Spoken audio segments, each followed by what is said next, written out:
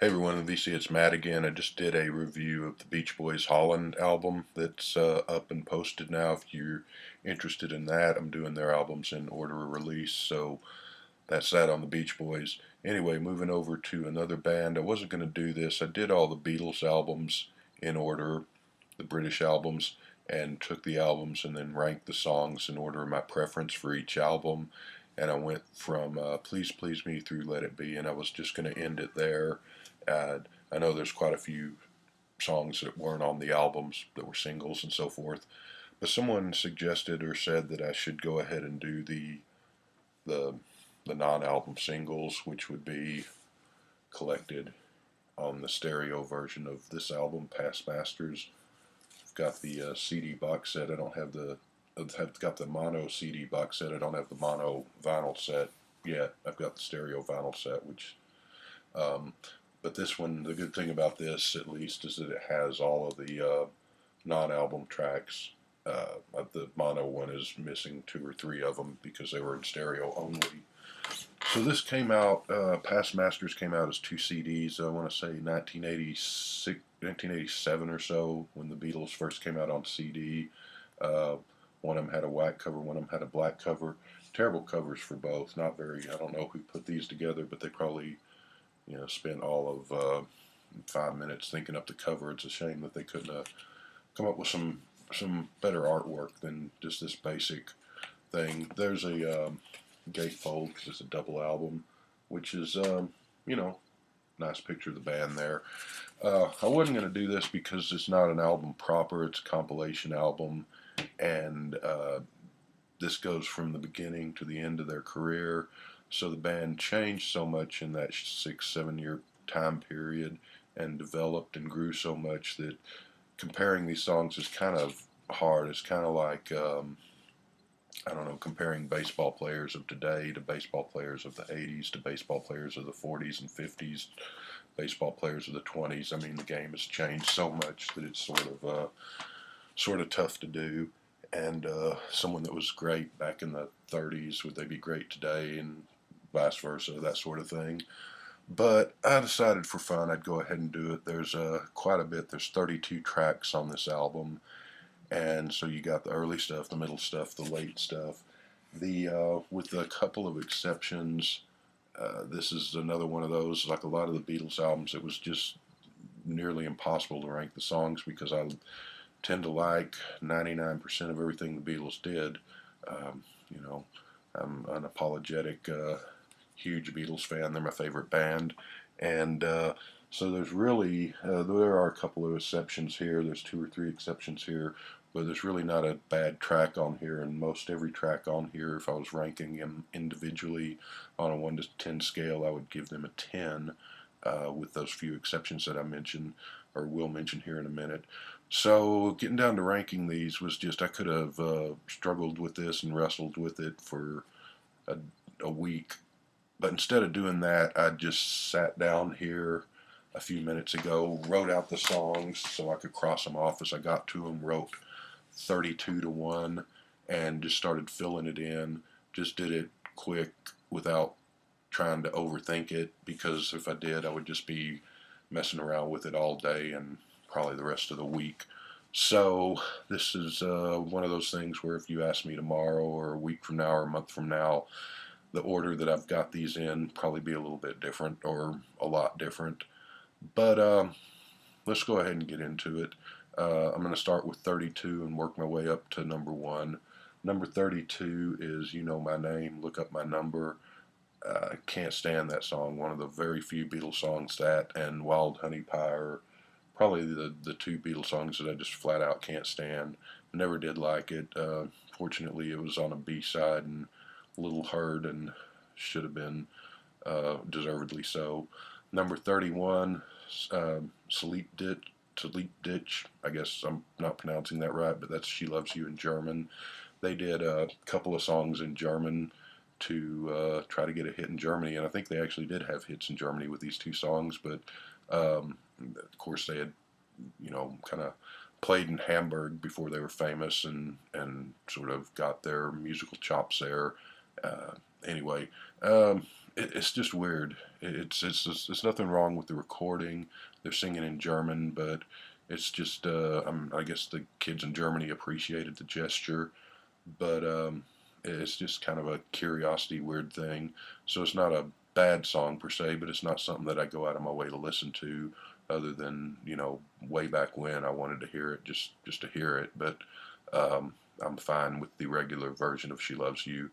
And number 30 is "Come Give Me Deine Hand," which is, of course, "I Want to Hold Your Hand" in German, and ditto everything I just said for "Sleep Ditch," and so there you go. Number 29, Matchbox, Ringo song. Beatles did great covers. They didn't tend to, for the most part, do covers that were overly familiar. They didn't do things like Hound Dog or Peggy Sue or That'll Be the Day. They tended to do a little bit more obscure things, and they tended to take covers and do something interesting with them instead of just doing a copy of a cover. And they kind of made them their own. You think of all those things on the Beatles' second album, their first few albums, their first album, well, their first couple albums up to Hard Day's Night, and Things in America, like the Beatles' second album. Some of those covers are better than the originals, even though the originals are great. Things like Please Mr. Postman and We Really Got a Hold on Me and so forth, and a lot of those on their first album, which has got quite a few covers. So they always did a good job with covers, better than really any other band. Rolling Stones did a pretty good job too at times, but I'm not usually a fan of covers unless you can do something different with it, because otherwise there's no reason to do it. If you want to hear the song, you just go and listen to the original person who did it. And of course, Sinatra and Elvis, they didn't write songs, so they did, but that's a sort of a different situation. Um, Pre-Beatles and so forth. But by the time of Matchbox, this came out, was it 65, I guess, and by the time of that, they were kind of past the point of having to do covers anymore. They were writing enough songs to fill albums. About the time they got to the Beatles Sell Out, Beatles for Sale. That's the Who. The Beatles for Sale. Um, they retired from the constant touring and recording and TV appearances, and it kind of shows on that album, even though it's a great album. But I think that's roughly around the time this showed up. And so they had some more covers. The Hard Day's Night, they didn't have any covers at all. That was their first album of all original Lennon and McCartney material.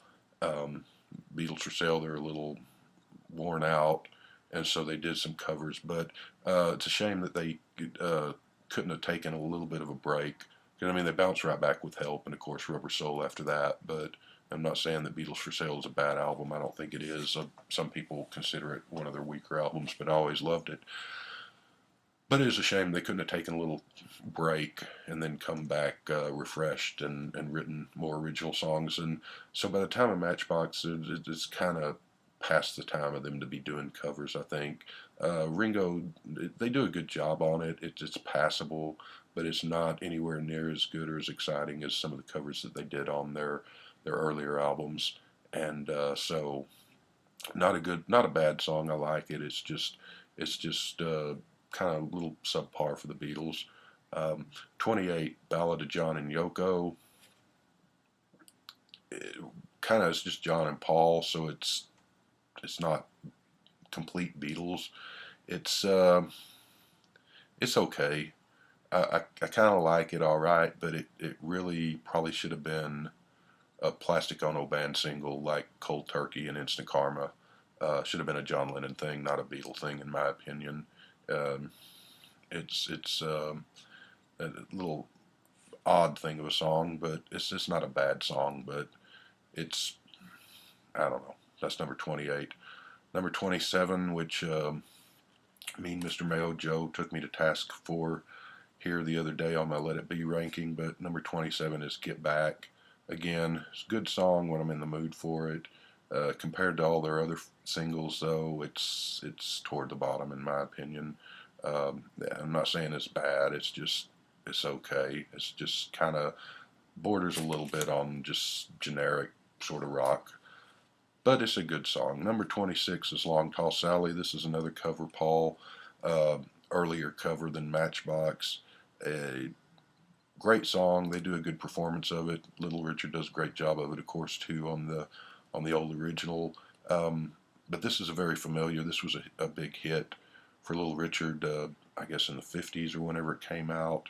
Uh, Usually the Beatles had sort of done a little bit more obscure on the covers, and I think they do a good job of it. But as far as their cover versions, it's really good. It's an incredible performance, but it's just not one of my favorites of theirs. I do like it though.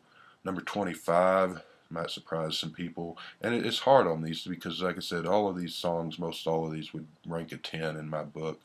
So when you're trying to put them in order, it's just almost impossible. So that's why I just rushed. No, no, not rushed. I didn't give it a whole lot of thought, but I just didn't want to just dwell on it, and so that's why I went through this pretty quick. But number 25 is Let It Be.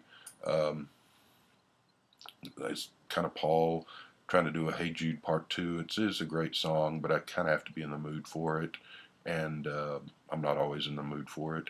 Number 24, and I really like this too. I like this more than I did when I was a kid.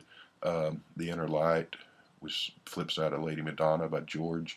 Uh, I guess that's kind of sort of the last of his Indian sitar type songs, if I'm not mistaken. I can't really think of because he didn't really have anything on the White Album, and certainly not on Let It Be or Abbey Road. So I guess that's sort of the end of his Indian music that he had on Revolver and Sergeant Pepper type music. But like Paul said, it's got a good melody, and it's a weird little song, but it's pretty cool. Number 23, Slow Down. Hate to rank that so low, but it's another incredible performance, but it's got to go somewhere, and the only place I could think to put it, another cover there. Number 22, Old Brown Shoe. George Harrison song was on the flip of Ballad of John and Yoko. Is that right, or was it on Don't Let Me Down flip? I can't remember. I think it's Ballad of John and Yoko. Anyway, it's kind of a forgotten song because it was a B-side, and it's on the Hey Jude album, I believe, isn't it? But I think I have to double check that too. Getting old here, but I always kind of like that. Just a chugging little, as far as just a little chugging basic rock and roll song. I think it's a better song than Get Back actually. So. Number 21 is Bad Boy, another great vocal by Lennon there. Another cover, 65 cover. Number 20 is Love Me Do, their first 45. Just always kind of simple, very basic song. Doesn't sound completely like what came after it, but pretty good all the same. Number 19, Across the Universe. Probably John's best song on the Let It Be album. But and again, it's just hard to rank these because they're just love these songs so much, but you got to put them in some kind of order for this video. So, Across the Universe, number 19. Number 18, Yes It Is. Harmony Rich, always liked the song. Not really sure what they're going on about, but it's got the volume pedal on the guitar there, kind of neat. 17, Don't Let Me Down, which should have been on the Let It Be album. Just a really rock and roll, soulful vocal and performance by John. Probably his best song of that period, I think. 16, From Me to You, one of the early singles. Always liked that. Little guitar bits. 15, Thank You Girl, was a flip side. Just love the song. What can I say? 14, We Can Work It Out. 13, This Boy, which is another one of those three-part harmony-rich songs. A little bit better in my book than Yes It Is, but it's like a razor-thin margin. 12 is She's a Woman. 11, I Call Your Name, which is just a great vocal. Just love that song. It's great. One of my favorite of their songs, actually. Number 10, I Feel Fine. Number 9, Lady Madonna. Number 8, Revolution. That would be the single on the flip of Hey Jude, not Revolution, number 9. Number 7 is Rain. Number 6 is Day Tripper. And at this point, there's really not much to say about these songs. We all know and love them. Number 5 is Paperback Writer. Number 4 is I'm Down. One of my favorite of their flip sides. Number 3 is She Loves You. Number 2 is I Want to Hold Your Hand. And number 1 is Cry for a Shadow. Oh, Hey Jude. So there you go. Anyway,